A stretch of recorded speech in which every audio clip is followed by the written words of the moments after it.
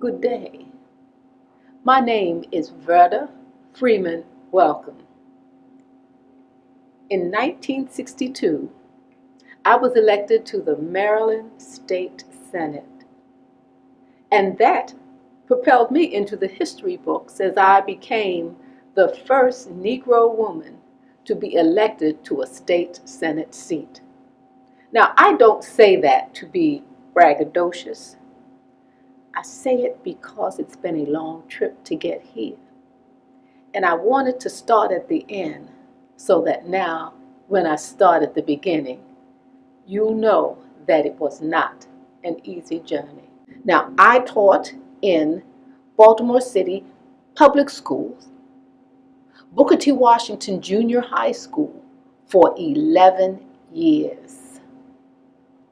And while I was teaching, we used to gather together, a group of us young professionals, on Sundays and study the readings and the principles of W.E.B. Du Bois and Marcus Garvey and Booker T. Washington.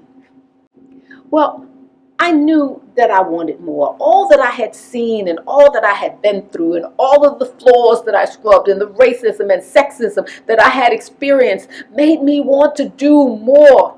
I wanted to become a political activist, help my community, but I had to gather information.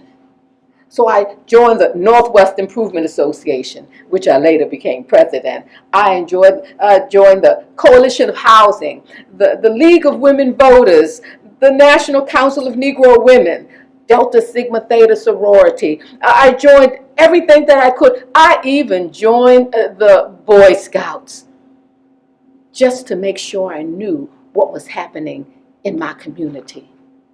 And when I was elected to the Northwest Improvement Association, then I worked for better trash pickup in Negro neighborhoods and better policing in Negro neighborhoods. And I was working so hard.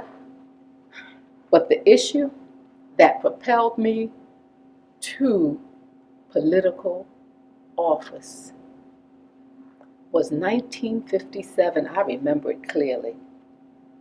Baltimore City and the Civic Center wanted to build the new Civic Center in Druid Hill Park, our neighborhood where Negro families lived, the traffic, the noise.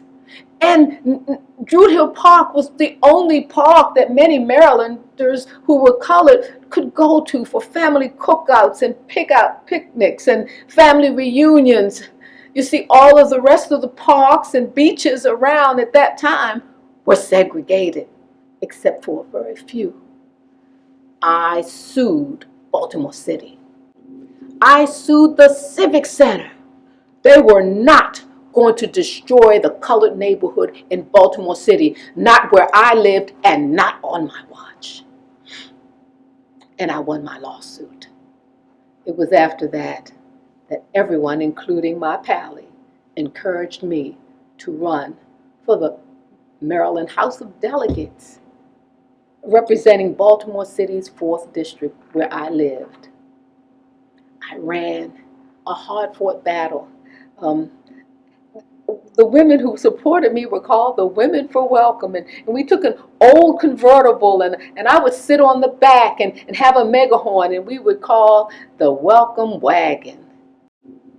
Who will accept it and continue to run this race toward freedom for the great people of the great state of Maryland and for our nation?